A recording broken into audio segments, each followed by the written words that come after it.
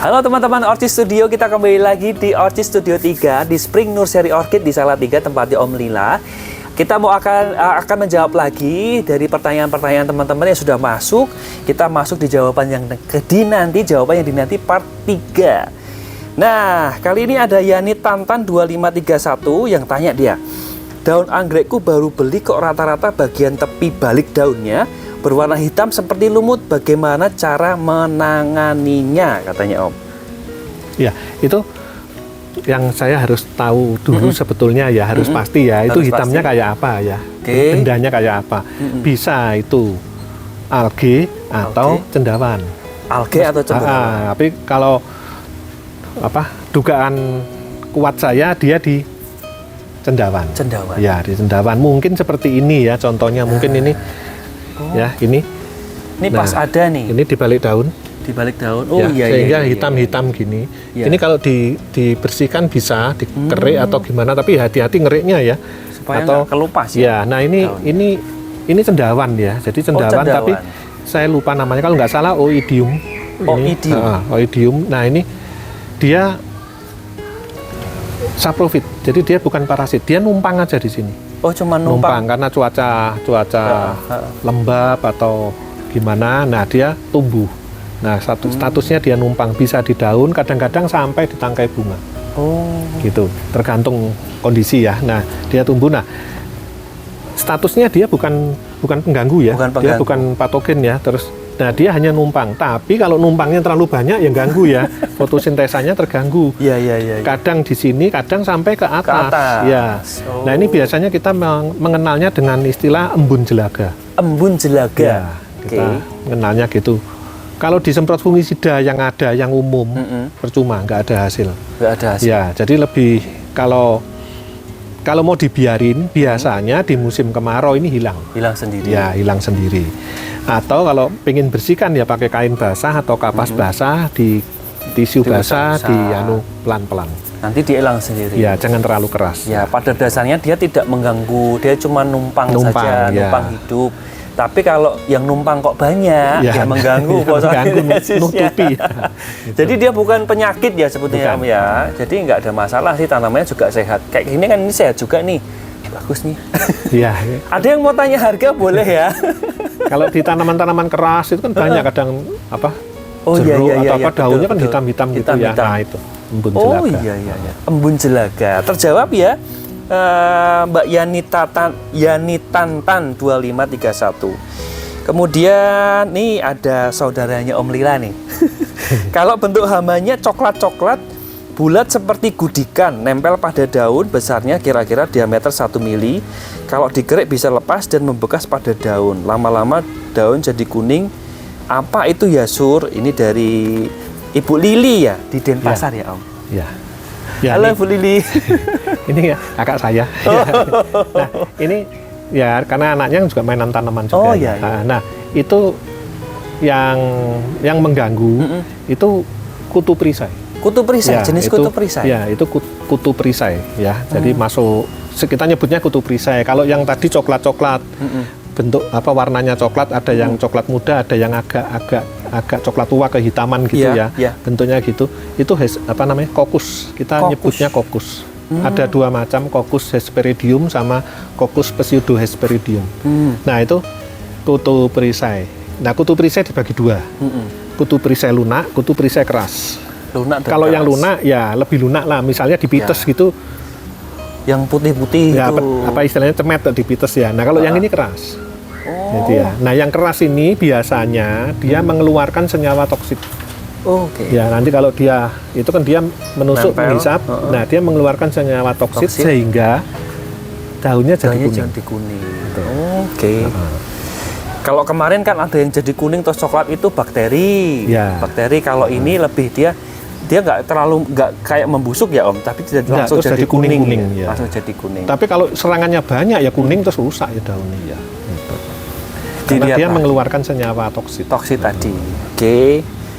Mengatasinya berarti kalau itu kan sejenis, dia kan masuk kelompok insek ya. Nah, masuk insek ya gunakan insektisida terpaksa sistemik. Sistemik, apalagi Ya. perisai ya Om ya. Ya, karena dia ada perisainya, jadi pelindung dia. Tapi kalau yang perisai lunak, contohnya yang tadi saya sebut perisai lunak, itu Ya. salah satunya ada milibag atau Pseudococcus. Ya. Pseudococcus. Nah itu pelindungnya putih-putih itu loh. Kalau kita beli buah sesat srikoyo Ya, sering ada nempel. ya, nempel-nempel Betul, putih betul. itu. Nah dia itu terus ini ada pelindungnya. Pelindungnya Ya. ini seperti kayak Lilin, ya lilin atau apa. Nah ini kalau dilepas mati dia ya. dia mati kekeringan. Nah mungkin kena spray dikeraskan dikit sprayernya, jelas gini dia kekupas. Kupas. Ya. Mati. Kemarin kita sudah bahas triknya Kena, ya Om ya. iya. Ada triknya loh, dicek video di atas. Supaya itu bisa dia ngelupas sendiri ya Om. Tapi yang perisai keras nggak bisa loh. Presnya nggak pernah bisa ya. Ya itu tadi terpaksa harus pakai insek yang sistemik. Iya, sistem. Oke. Terima kasih Bu Lili. Kemarin saya diundang ke Denpasar Om. Saya nunggu uang tiket dulu ya. Nah kalau di sana tanamannya carniplant. Carniplant. Oh, yang makan-makan Ya. itu. Jadi kayak apa namanya? Nepenthes salah satu. Nah ya. Oh, banyak Om. Wah, enggak tahu Koleksinya. saya. sudah sebanyak apa saya enggak tahu. Oh, oke. Karena apa namanya? Dulu kan ponakan saya mainan itu, tapi sekarang dia kan ribut sarana greenhouse. Oh Mungkin ya. kegeser sarana greenhouse. yang uangnya banyak mana Iya. nih? Oh jadi di Bali main sarana greenhouse Iya. juga. Oke. Bu Lili kirim apa videonya dong sampai seberapa banyak nih sekarang tanaman pemakannya. Oh tapi itu ya lucu-lucu ya Om. Iya. Oke, ada lagi nih. Ada yang tanya dari Ani Aryastuti 5561, cara penggunaan akarisida. Disemprot saja kanunya. Ya, kemarin kita bahas ya. secara prinsip sih disemprot. Semprot. Cuma sebaiknya ya itu tadi kalau kita nyemprot akarisida harus rapi ya. Harus Karena serangan tungo tuh awalnya sering-seringnya di balik daun. Kalau kita Balik nyemprot di atas, kalau itu kontak percuma. Cuma. Nah, kita terpaksa harus rapi nyemprotnya. Harus rapi. Terus usahakan ditambah ajuvan, perata dan perekat. Perekat. Betul. Kalau di toko pertanian bilang aja lem ya Om ya. Ya bisa. Oh, hati-hati nanti dikasih lem ya ATP. Ya kan itu juga sebutannya lem. Oh iya. Lem lalat. Oh. Ya. Oh ya, itu kalau Ya secara perata perekat gitu. perata perekat ya, ada dijual di toko-toko pertanian itu dicampur Ya. di apa akarisidanya atau insektisida juga bisa ya Om, Bisa. penerapannya. Femisida Ya. bisa. Oke, terjawab ya teman-teman. Kemudian ada lagi nih. Sebentar. Oh ini dia. Mas mau tanya, untuk Cymbidium sebaiknya berapa hari sekali disiram? Media apa yang bagus untuk Cymbidium? Dari Pak Agus Hermawan. Ini beliau di Bali, Om. Pak Agus Hermawan di Bali. Cymbidium. Ya. Kalau Cymbidium itu kalau kita yang awal-awal dulu ya. Betul. Cara hidup anggrek ada epifit, ada terestrial. Nah, Betul. Cymbidium mendekati yang terestrial. Terestrial. Ya. Nah, kalau terestrial medianya bukan Tanah. yang epifit. Ya. Dia pakai tanah bisa. Ya. Nah, tapi kan dia nggak full terestrial. Nggak full terestrial. Ya. Nah, jadi kita agak porus-porus dikit masih bisa. Jadi bisa aja kita pakai campuran misalnya tanah, sekam bakar, terus kerikil, pupuk kandang. Nah, campur. Yang penting agak porus ya Om ya. Ya, masih ada porusnya. Ada porusnya. Ya. Saya dulu pernah nanam Cymbidium tanah saja. Tanah saja. Ya, itu atau juga istilahnya bukan tanah aja ya. Jadi campuran itu sudah terlalu lama sehingga Jadi hancur madep. kan kayak tanah gitu. Ya, mulai keganggu.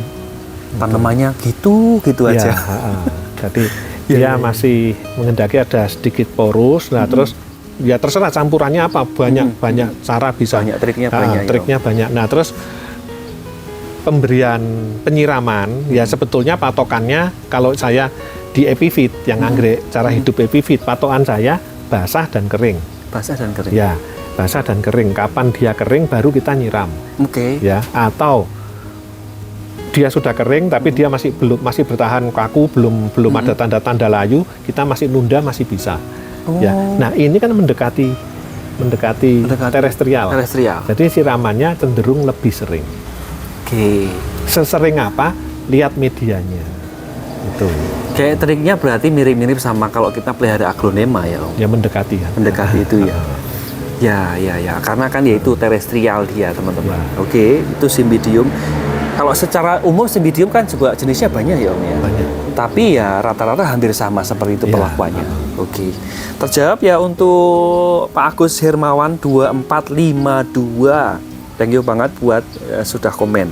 Kemudian ada lagi nih yang tanya, Vanda saya tak kasih media mouse hitam. Gimana? Betul atau salah?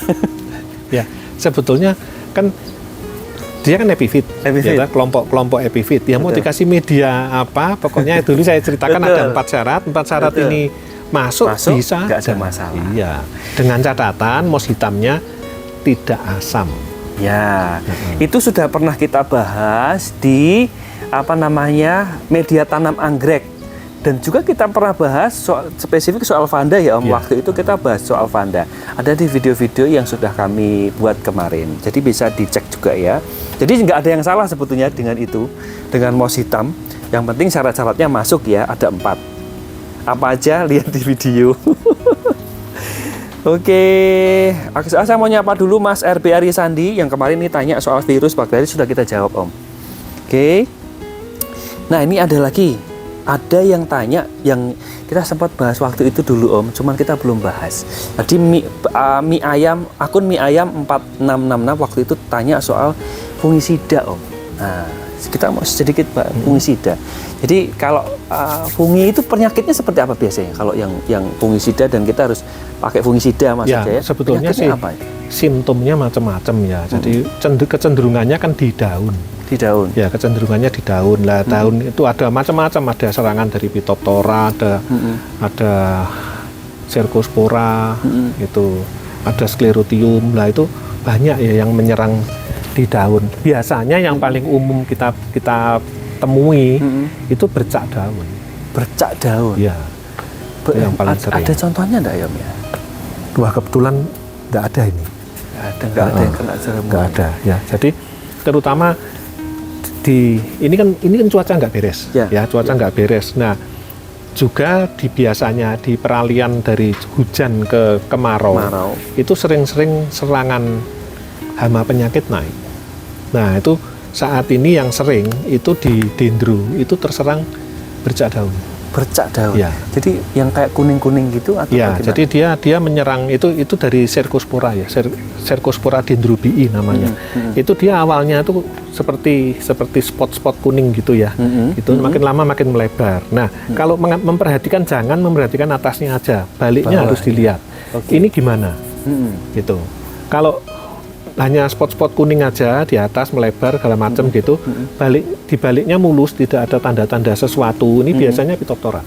Oh. Gitu. Tapi kalau di baliknya ini ada tanda-tanda menguning juga, terus ada seperti tepung atau apa gitu ya. Nah, itu Cercospora dendrobii. Karena dia mengeluarkan konidiopurnya di bawah, di balik daun. Gitu. Nah, kalau yang itu terpaksa sistemik. Sistemik juga. Ya, kalau kita pakai kontak Nggak mati dia. Waduh, nanti coba kita kalau pas ada, karena di sini nggak ada contohnya nih teman-teman. ya harus Kalau mencari pas masalahnya. Kalau pas nanti kita coba sesi sendiri khusus ya, nanti kita bahas soal penyakit yang disebabkan oleh jamur. Ditunggu, kita cari contohnya dulu biar lebih mantap gitu ya, Om ya. Atau kalau misalnya punya anggrek, kemudian dendro yang sering ya, dendro punya keluar tunas baru. Tunas baru. Nah, sering ada yang laporan, Pak, kok ujungnya busuk, oh iya. daunnya coklat.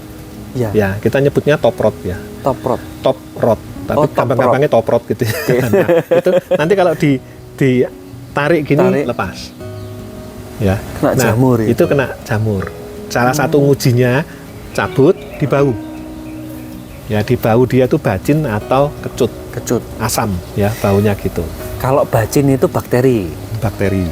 Kalau dia kecut itu berarti jamur. Ya. Oke. Nah, biasanya yang bakteri jarang, yang itu yang sering itu Jamur. Itu Phytophthora. Phytophthora. Oke, terjawab ya teman-teman. Fungisida, kalau fungisida ya itu tadi, kalau yang kontak ya semprot biasa. Ya, kalau Phytophthora pakai kontak aja bisa. Kontak aja Tapi bisa. kalau Cercospora terpaksa pakai Cercospora terpaksa pakai sistemik. Nanti kalau ada lagi yang serangan yang apa tadi? Sclerotium terpaksa sistemik. Sistemik juga. Ya. Kalau fungisida sistemik banyak ya Om di pasaran? Banyak ya. Ya, tinggal Merek-merek milih. tinggal Yang susah kemarin insek ya sistemik ya Om ya? Ya sebenarnya gampang sih. Gampang juga. Cuma yang jadi masalah kan inseknya apa itu. Ya, kayak tadi jamur-jamurnya apa. Nah, sekarang kita menyesuaikan mana fungisida yang pas untuk dia. Iya. Oke. Ya, kadang itu orang ya obatnya sih betul fungisida, Ya. cuman nggak pas sama pas. jamurnya apa gitu ya Om ya. Oke. Itu teman-teman Bu Lili ini sering komen juga Om. Jadi pengen ketemu sama Bu Lili. Oke, ada juga yang ini kalau posisi tunas terus blonyok tadi dari Ahmad Munif 1828. Ini bisa jadi kalau si dendro kayak tadi ya Om ya. Mungkin itu gimana? Jadi dia cuman kalau posisi tunas terus blonyok kenapa ya? Dia cuman tanya gitu. Oh, kalau yang nanti dulu bonyoknya kayak apa ya? Kalau yang tadi yang saya jelaskan tuh ujungnya aja. Ya, jadi tunas terus bagian ujungnya itu yang jadi makanya istilahnya top rod ya. Top rod. Busuk ujung. Nah, oke. itu. Tapi kalau seluruh tunas ini biasanya bakteri. Oh, iya. Jadi ini kalau Mas Ahmad Munif 1828 kalau mau lebih detail nih kirim dulu gambarnya ke WA admin ya. Nanti kita bahas lagi soal karena ya banyak ya Om. Iya. Ininya ya. Penyakit itu banyak. Penyakitnya banyak. Oke, sekali lagi ada nih Luluk Pujiastuti 1362. Kalau banyak semut di media, apakah mengganggu pertumbuhan anggreknya? Nah, sekarang semut di media ya. Dia tuh statusnya apa? Di media. Numpang lewat atau tinggal di situ. Nah, itu harus dipastikan dulu ya. Kalau dia tuh tinggal di situ, berumah di situ, saya sudah bisa ambil kesimpulan medianya rusak. Ya, jadi kalau itu terpaksa bongkar ganti media. Media. Medianya mau diperbarui pakai soda itu tadi masih bisa enggak? Nah, kalau yang itu mendingan diganti baru. Mending buang aja ya. Ganti baru. Baru. Kalau dia sekedar lewat, ya biarin lah dia lewat ya, gitu. Tapi, nah itu yang jadi masalah. Dia sekedar lewat tuh bawa temen enggak? Iya. Temennya tuh kutu-kutuan itu tadi. Salah satunya milibak itu. Biasanya begitu ya Om? Biasanya gitu. Kalau biasanya semut bersarang terus habis itu kalau di tanaman buah, biasanya kalau ada semut di situ, dia habis itu ada kutu putihnya, kutu perisainya di situ. Bawa temen biasanya. Bawa temen dia. Itu yang sering kita amati. Oh, cuma lewat ya udah biarin nanti dulu. Ada temennya kalau sudah berumah di situ langsung ya, berarti bongkar. Ya. Tapi kalau dia sekedar lewat, amati. Nah, dia bawa temen dah. Kalau bawa temen lah, ini diatasi. Nanti milibaknya itu ada di situ, ada di akar-akar situ. Tanamannya ya terganggu. Oke. Jadi dilihat lagi ya. Tapi kalau itu tadi Mbak Lulu, kalau sudah bersarang di situ, ganti aja medianya. Iya, bongkar aja. Nah, tinggal anggreknya apa dulu? Kalau anggrek Vanda digantung aja kayak gini nih. Iya. Ini nggak mungkin tinggal di situ. Nggak mungkin tinggal di situ semutnya. Kalau Vanda kan ada Vanda yang kasih pot besar, kasih media banyak gitu ya. Nah itu masalah. Anggreknya apa lagi? Itu ya Mbak Lulu sudah terjawab ya.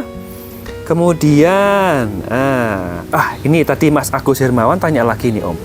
Mas Agus Hermawan 2452 mau petunjuk cara pemeliharaan grama di dataran tinggi. Ketinggiannya di 1000 mdpl. Dia ada di Bali tadi Om. Gramanya apa? Wah, beda lagi Om ya. Dia cuma ada grama sih, grama di dataran tinggi gitu aja. Ya, kalau grama scriptum yang gede yang dibilang anggrek yang tiger paw itu bukan? Oh, yang disebut, anggrek tebu ya Om ya, anggrek tebu ya. Anggrek tebu. Itu kalau di posisi 1000 ya mirip tempat saya dulu di Tretes, dan Tretes juga sekitar 1000. Di luar aja. Di luar bulan? Iya, diletakkan di luar aja. Pulsan ya. Itu dia kuat, seneng malah. Gitu. Tapi kalau si scriptum ini, Speciosum ya Om ya? Ya, Speciosum. Speciosum ini kan dia di dataran rendah pun oke ya Om ya? Bisa juga. Gitu. Oke, lah ini tergantung Kalau gramanya apa. grama misalnya citrinum, Citrinum? ya, scriptum varietas citrinum didingin ya bagus. Dingin ya bagus. Ya, itu juga bagus. Terus kalau martae juga bagus. Martae juga. Ya. Kalau martae itu tiger paw bukan ya? Bukan, Beda lagi ya? beda lagi. Kalau martae lebih hijau full bunganya. Enggak, yang hijau itu citrinum. Oh iya, yang hijau. Kalau yang agak pekat, agak cenderung pekat hitam itu Ya, itu yang martae. Kalau yang tiger paw yang titik totol ya Om ya. Oke. Itu ada perbedaan daun nggak sih Om? hampir-hampir mirip ya. Hampir mirip. Kemarin ada temen, Mas Tony. Martae sama scriptum varietas citrinum kecilnya mirip sekali. Mirip sekali. Iya, tapi kalau sudah mulai agak besar, kita bisa bedain. Oh, dari daunnya ke Dari daunnya, apalagi umbi semunya ya, bulbnya, itu gampang lihat. Oh, Yang martae lebih apa istilahnya ya, lebih besar, lebih gendut. lebih membulat. Kalau yang Membulat. ini lebih memipih. Kalau citrinum lebih pipih. Kalau citrinum daunnya apakah agak kelipat-kelipat gitu Om? Ada, Ada yang kelipat, ada, tapi ada juga yang enggak. ada yang enggak. Oh. Dari mana dulu citrinumnya? Saya dulu dapat citrinum produksi dari Thailand. Heeh, heeh. Ini yang banyak ini ya. Iya. Nah, iya. ini citrinum yang Oh, ini citrinum ini. ya, kok tadi saya nyebut mana? Thailand. Thailand. Ini bukan apa namanya? Filipina. Om. Filipina. Ya, ini Filipina. Kalau ini dia polos. Ya. Nah, terus saya dulu pernah dapat yang dari Taiwan. Heeh. Entah itu aslinya dari mana saya nggak tahu. Daunnya agak gelombang. Oh, lah itu. Kemarin kan kami sempat ngobrol sama Pak Mas Tony, ada yang di Tembalang juga. Kita sempat ngobrol soal itu. Kalau citrinum tuh lepet-lepet Mas. Kalau yang tiger paw tuh yang polos gitu. Tapi ya bisa juga, bisa enggak ya Om ya? Enggak, kalau masalahnya kan gini ya. Dari namanya, citrinum, saya sudah bisa jamin ini anggrek spesies. Oh, Ya toh. Apalagi sudah pakai VAR, berarti sudah cenderung apa? Lebih spesifik ya. Ya, Nah, ya. tiger paw itu kan hybrid. Nah, kalau hybrid perkawinan dari apa dan apa, keluarnya macam-macam. Lah dapat yang mana ini kita daunnya? Nah, itu. itu. Oh iya. Mungkin Tapi- aja yang banyak diperbanyak di kultur jaringan apa yang tipe yang ini lah kita nemunya yang itu. Nanti suatu saat nemu yang beda. Oh, Ya beda bisa lagi. aja, Bang. Tapi bener itu tiger paw. Oh, dari iya. namanya kayaknya saya itu hybrid. Ya sih Om. Nah, Kalau itu hybrid sih. Hybrid karena kalau pakai nama berbau Latin itu spesies. Dari nama kita sudah bisa ngira-ngira ini spesies Iya, atau iya. hybrid. Oke, waduh. Wah, kita pembahasannya masih banyak ya dunia anggrek ya. Iya, nah kalau hybrid kan macam-macam. Iya, betul. Wah, di apa? Dari persilangan satu keluarnya buahnya macam-macam, Iya. daunnya bunganya juga bisa berbeda. Jadi ya nggak bisa jaminan juga sebetulnya. Oke. Jadi untuk Mas Agus Hermawan, ini gramanya apa dulu nih? Kalau tadi anggrek tebu speciosum itu di dataran tinggi di full sun full rain mah oke aja ya Om ya. Bagus. Harus malahan ya. Bagus. Ya, saya nggak bisa bilang pasti harus, tapi yang di daerah saya dulu ya di Tretes ya, semua nanamnya gitu. Masalahnya tanamannya terlalu gede. Betul, Ya, terlalu gede taruh luar. Dan dia tenang-tenang aja dia di Ya, dan luar. bagus ya. Bagus. Betul. Oke. Ya terjawab ya Mas Agus Hermawan, thank you banget. Kalau sudah terjawab, komentar lagi tadi gramanya punya Anda apa ya Mas? Gitu. Oke. Saya rasa itu dulu. Kita jawab pertanyaan-pertanyaan dari teman-teman yang sudah komen. Yang belum merasa puas tentang jawaban tadi bisa kolom komentar lagi atau WA di admin diperjelas lagi tadi tanamannya apa, seperti apa fotonya supaya kita bisa analisanya juga lebih mengerucut begitu ya. Om Lila, thank you banget sudah menjawab pertanyaan-pertanyaan teman-teman. Kita ketemu lagi di video selanjutnya ya.